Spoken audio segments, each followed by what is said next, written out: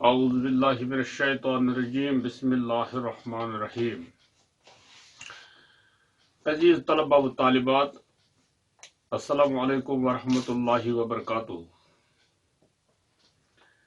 پیارے بچوں، ہم سب کو خالق کی کائنات یعنی حضرت اللہ جل شانہ نے پیدا کیا ہے، اور اس دنیا میں پیدا کر کے اس نے ہمارے لیے سب چیزیں جو کہ ہمیں ضرورت ہیں اسی نے پیدا کی ہیں، اور یہ سب چیزیں انسان کو کسی نہ کسی صورت میں فائدہ پہنچانے کے لیے ہی اللہ تعالی نے پیدا کی ہے۔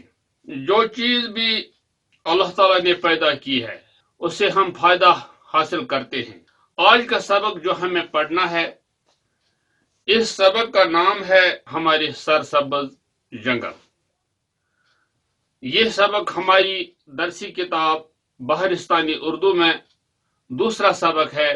جنگل کسے کہتے ہیں؟ جنگل اس جگہ کو کہتے ہیں جہاں پر مختلف قسم کے پیڑ پودے ہوتے ہیں، جہاں پر بڑی بڑی چراگاہیں ہوتی ہیں، جہاں پر بڑے بڑے میدان ہوتے ہیں۔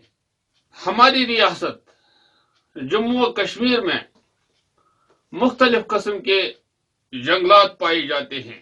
ان جنگلات میں مختلف قسم کے پیڑ پودے ہوتے ہیں۔ مثلا ہماری ریاست جموں و کشمیر کے جنگلوں میں دیودار ہوتے ہیں، کائرو ہوتے ہیں، کیکر کے درخت ہوتے ہیں، اخروٹ کے درخت ہوتے ہیں، وغیرہ وغیرہ۔ جنگل کی اہمیت اور افادیت سے کسی کو بھی انکار نہیں ہو سکتا۔ جنگل ہمارے لیے اس کے علاوہ اور کیا کرتے ہیں؟ جنگل ہمارے ماحول کو صاف رکھنے میں مدد دیتے ہیں۔ جنگل کے درخت گرد و غبار کو اپنے پتوں پر لیتے ہیں اور ہوا کو صاف رکھتے ہیں۔ کہا گیا ہے کہ ایک درخت اوسطاً 3 کلو گرام آکسیجن چھوڑتا ہے۔ آکسیجن جو کہ ہماری زندگی کے لیے نہایت ضروری ہے۔ ایک انسان غذا کے بغیر 40 سے 60 دن تک زندہ رہ سکتا ہے، لیکن آکسیجن کے بغیر وہ 3-4 منٹ سے زیادہ زندہ نہیں رہ سکتا۔ اس سے ہمیں معلوم ہوا کہ جنگلات کی کتنی اہمیت ہے اور جنگلات کی کتنی ضرورت ہے۔